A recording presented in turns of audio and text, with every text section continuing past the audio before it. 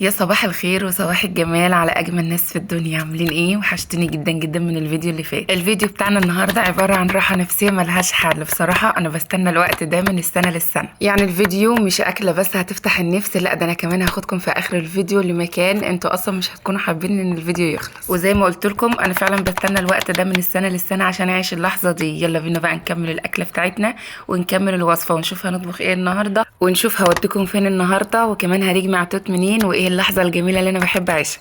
يلا بينا بقى نسمي الله الرحمن الرحيم ونصلي على رسولنا الكريم ونبدا الفيديو. في الوقت ده انا كنت رجعت من المدرسه، غيرت هدومي وصليت، وهنبدا بقى نجهز الغدا. هجيب 4 بصلات كبار او 3 صغيرين، هقطعهم كده جوانح او جوليان، وهكتر في البصل مش هستخسر لان اكله النهارده بتحب البصل الكتير. عندي بقى كيلو من اللحمه الجزاري، اي نوع لحمه جزاري انت بتحبيه.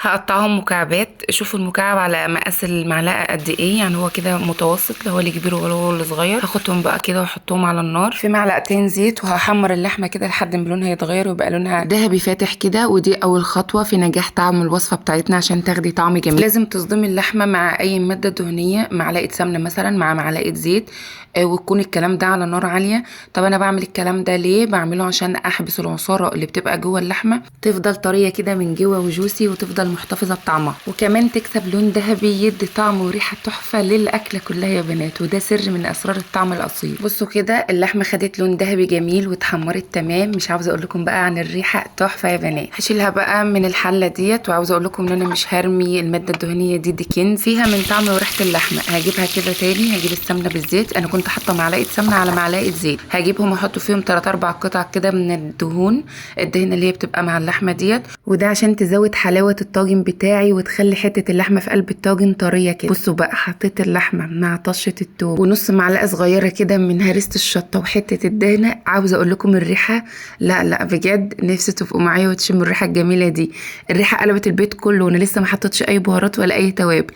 تعالوا بقى نشوف البهارات اللي انا استعملتها. نص معلقه ملح، وكذلك كمون وفلفل اسود، وبرده حبهان مطحون، ورشه صغيره كده من القرفه، وزيها من الكزبره المطحون.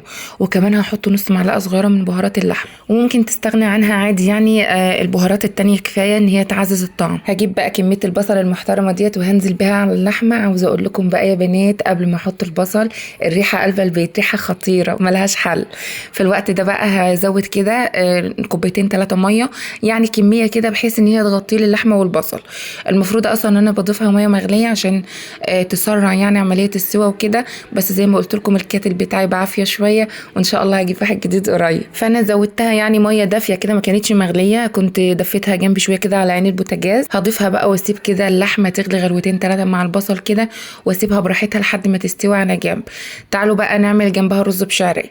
ما هو كباب الحله لازم رز بشعريه، انا بصراحه ما بحبش استطعمه من غير الرز بشعريه. المهم بقى انا حمرت شويه شعريه كده، كيس شعريه، وانا بحمر الشعريه حطيت رشه ملح عشان الملح بيخلي الشعريه كلها لون واحد، والشعريه كلها بتستوي مع بعضها، يعني بتحس ان مفيش حبايه محروقه عن التانية، كلها لون واحد. المهم بقى في الوقت ده كان الرز كمان استوى وشرب الميه بتاعته. هقلبه كده وهنقله على عين الهاديه، ياخد له كمان 10 دقايق يكمل فيهم سواه. وبعد كده بقى نروح نشوف اللحمه بتاعتنا. عاوزه اقول لكم كباب الحله في الوقت ده عامل عمايله في البيت، يعني انا هين عليا اكله كده من قبل ما اغرف. الريحه بجد تحفه يا بنات. تعالوا كده بقى نشوف سواه. حته اللحمه كده مستويه ودايبه كده وحلوه جميله، وبصراحه حلت في عينيا فاخدتها كده عشان اكلها بره الحله. هغرف بقى الكلام الجميل ده كله في طواجن. وبصراحه انا عايزه اقول لكم ان انا مش بحب اكل كباب الحله غير في طواجن. ليه؟ انا مش عارف. حتى لو عندي عزومه فانا بقدمه برده في الطواجن. طواجن شكلها جميل كده وشيك، وكمان بتديكي احساس كده بالفخامه كده. تقولي لي ازاي؟ اقولك مش عارف، بس هو انا كده مش بحب اقدم كباب الحله غير في الطاجن. هنا بقى كان الرز بشعريه استوى، وكمان طفيت عليه، وكمان زي ما احنا شفنا كباب الحله كمان استوى. وجوزي كان بيرن عليا قبلها بدقيقتين بيقول لي انا فاضل لي دقيقه واحده بس واكون قدام الباب، اغرفي الاكل عشان انا ميت من الجوع. طيب في الوقت ده انا غرفت، وعدى بدل الدقيقتين نص ساعه بالظبط وجوزي لسه ما جاش. المهم بقى لقيته بيرن عليا وقال لي حصلت ظروف اخرتني، خلاص انا على باب البيت اهوت اغرفي الاكل. فانا دخلت الطواجن دي تاني الفرن، يعني يدوب حمرت وشها تحميره خفيفه كده، وكمان سخنتها لمده دقيقه ونص بس وخرجتها من الفرن. ويا سلام بقى على الريحه والطعم لما دخلتهم الفرن كده وخدوا تسخينه كده وتحميره في الطواجن، واخدوا بقى من ريحه وطعم الطواجن. الله على الجمال. بصوا بقى في الوقت ده جوزي كان كان واقف خلاص بيقول يلا انا جيت اهو تغريف الاكل. كنت بغرف الرز، بصراحه انا اللي كنت كل شويه بستعجله في التليفون، وهقول لكم دلوقتي انا بستعجله ليه. ولما جه بقى وشاف الاكل كده وشم الريحه، واقف جنبي يقول لي يلا انا جعان، يلا انا جعان، عايزين نخرج. المهم بقى يا بنات في الوقت ده بقى انا قاعده اغيظ فيهم وقاعده ادوق كده من اللحمه، بصراحه خطيره. هنتغدى بقى ويلا اقول لكم احنا هنروح فين. بصوا بقى هاخدكم لاجمل مكان محبب لقلبي، هي الارض الزراعيه. انا بحب الارض الزراعيه جدا يا بنات، وبحب اليوم اللي بروح في الارض عشان بناكل توت. وقت ما بيبقى في توت بناكل، وقت لما بيبقى في جوافه بنروح كده نجمع جوافه وناكل. بصراحه الارض الزراعيه خير يا بنات. انا بحب فعلا اليوم اللي بنخرج فيه وننزل الارض فيه، بيكون يوم كده بحس ان انا بخرج كل الطاقه السلبيه اللي جوايا، وبحس كده ان الخضره والمناظر الخضراء كده ومناظر الارض الزراعيه من حواليا بتديني طاقه ايجابيه كده، وبتخليني احس بنشاط واعاده حيويه. شوفوا بقى، عاوزه اقول لكم ان الشجره مليانه توت، عايزه بس كده حد يطلع فوق ويجيب لنا التوت ده. بس عايزه اقول لكم يعني ان ده خطر جدا، انا كنت خايفه اطلع، وكمان كانت معايا اختي جوزي وبنت عمي برضو وكان معايا ولادنا، يعني خايفين نطلع فوق. المهم بقى واحنا تحت كده هنبدا نجيب التوت اللي احنا طايلينه لحد ما هنحس ان لا التوت اللي فوق اجمل واحسن وعيننا زايغه عليه. فانا هقول لكم بقى دلوقتي احنا هنعمل ايه، بس ما تضحكوش علينا. انا نسيت اقول لكم بقى ان احنا قبل ما نيجي هنا عند التوته كان في هناك توم في الارض، والناس المزارعين اللي موجودين في الارض يعني قلعوه كده من الارض وكنا زارعينه. انا خدت كميه. والمهم بقى ان احنا جبنا بقى التوم وجايين بقى هنا عشان نشوف التوته ديت. التوته دي على راس الارض كده، على بدايه الارض يعني، بنمشي لها شويه كده لحد ما بنوصلها. التوته دي جميله جدا وكبيره جدا، يعني عمرها سنين كتيره جدا، فهي يعني معمره، وكمان انتاجها كبير. فيعني التوت اللي تحت ده مش حاجه قد التوت اللي فوق. في فوق على الغصون كده وعلى على الفروع في توت كبير وجميل جدا. وفعلا كل ما التوته بتبقى حجمها كبير كل ما بيبقى طعمها مسكر جدا وطعمها عامل زي العسل النحل يا بنات. كل ده بقى واحنا قاعدين عيال العيله كلهم حوالينا، ولادي وولاد سيلفي وولاد عمي يعني جنبنا، وكل ما بنقطع توته هاتي يا ماما هاتي يا عمته، فاحنا بنقطع وبنديهم. المهم بقى حسينا ان لا الموضوع كده مش نافع، احنا عايزين كميه اكبر عشان تكفي اكتر وعشان احنا كمان كلنا ناكل. فالمهم بقى اتصرفنا، عملنا ايه؟ طبعا عشان التوت ينزل على الارض فمحدش هيرضى ياكله من على الارض وهو متلوث وفيه تراب وكده، ومحدش يعني هيعرف ياكله حتى لو هو مغسول. فاحنا بقى عملنا ايه؟ فرشنا كده الفرشه دي على الارض، وحد طلع فوق التوته يهزها كده فالتوت يقع كده على الفرشه دي. فاحنا طبعا الفرشه نظيفه فبناخده نحطه في الطبق، وبرده قبل ما بناكله بنغسله غسله كويس.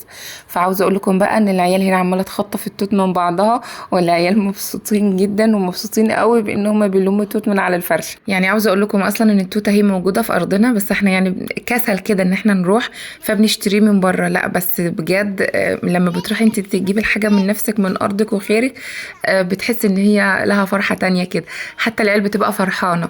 يعني حتى مع ان احنا بنشتريه من بره وكل حاجه، بس لا لو توته واحده بس من ارضك وانت اللي جايباها في ايديكي فبيبقى لها فرحه وبيبقى لها طعم تاني فعلا. خلاص جبنا توت، فرحنا العيال وخلاص خليناهم كلهم جمعوا توت من على الفرشه، وكل كان مبسوط وحاسس ان هو مشارك كده في الانجاز اللي احنا عملناه وفي الطبق اللي احنا مليناه ده. بس بصراحه يعني كان يوم جميل جدا، وجمال اليوم مش هنا بس، لا ده انا واخدكم لسه المكان احسن واجمل. هو انا بصراحه طول عمري بحب التوت الاسمر لان بحس ان هو مسكر اكتر، لكن التوته دي بالخصوص اكدت لي ان التوت كله طعمه واحد. المهم بس ان يكون التوته مستويه، ما تكونش لسه طريه كده، لو مستويه فانت هتحس انت بتاكلي عسل نحل. المهم بقى يا بنات هنا التوم ده زي ما قلت لكم اللي اخدناه. اجمل حاجه بقى هنا انا بحبها جدا هو لحظه جمع المحصول. القمح ده وقت ما كانوا بيضموا القمح. انا من النوع اللي بحب الارض جدا وبحب اشوف المحصول كده وهو بيتلم من الارض، او وقت ما بيبقى خلاص الموسم انتهى كده وبينهوا بقى محصول وهيبداوا يزرعوا محصول تاني. انا من عشاق اللحظه دي يا بنات، مستحيل اضيع لحظه زي دي. هنا بقى اللحظه اللي المفروض المزارعين بيلموا القمح كله بيحطوه جوه الآلة ديت، والآلة دي بتفرم كده وبتخرج القمح، بيحطوه في شكاير، وباقي العود بتاع القمح ده يا بنات بيتفرم كده وبيخرج ماده. هم بياخدوا الحاجه دي بيحطوها كعلف او بيستخدموها كعلف للمواشي. عاوزه اقول لهم بجد بجد الله يكون في عونكم. الوقت اللي لازم ان الغله او القمح يندرس فيها يا بنات المفروض يكون في عز الحر، هم عاوزين الغله كده متحمصه كده وناشفه، وبجد الوقت ده صعب جدا على المزارعين وعلى العمال اللي شغالين شغالين. يعني انا قاعده تحت الشجره ومش طايقه كميه الحر، ما بال هم بقى اللي بيشتغلوا، ربنا يكون في عونهم يا رب. يعني هم بنعمل لهم عصير ساقع وبنجيب لهم بيبسي وحاجات ساقعه، بس حاسه ان كل الحاجات دي مش بتروي في عز الحر ده. بجد ربنا يأجرنا من حر ومن عذاب جهنم يا رب، وربنا يكرم يا رب كل ايد شقيانه تعبانه بتشتغل عشان توفر كل حاجه لولادها. بجد يعني الدنيا بقت صعبه، وبقى اهم كل واحد فينا ان هو يوفر بس متطلباته ومتطلبات ولاده. بجد ربنا يعين كل رب اسره يا رب كده على الحمل التقيل اللي هو شايله، وربنا يا رب ابدا ما يكسفوش قدام ولاده. يعني عاوزه اقول لكم ان من شده الحراره يا بنات انا كنت جايبه عصير ساقع في تلج، يعني هم شربوا والباقي قلت يشربوه كمان شويه، على ما جم يشربوه تاني كان ساخن نار من كتر درجه الحراره. يعني بجد ربنا يكون في عونهم، وربنا يأجرنا من حر جهنم يا رب، اللهم امين. المهم بقى عاوزه اقول لكم ان انا فضلت على ايديهم كده لحد ما خلصوا. طبعا جوزي موجود، احنا موجودين، يعني لازم نبقى موجودين وقت ضم المحصول، كل واحد بيبقى واقف على محصوله. خلاص اليوم خلص والمزارعين خلصوا، وكمان جه التاجر ياخد القمح. عاوزه اقول لكم بقى انا كمان اخدت خزيني وروحت، يعني كان يوم متعب جدا بالنسبه لدرجه الحراره، وبس استمتعنا بكل حاجه عشناها فيه. المهم بقى استنوني في الفيديوهات الجايه، هنغسل القمح ده مع بعض وهنعمل اجمل وصفات، وان شاء الله نتقابل في فيديو جديد.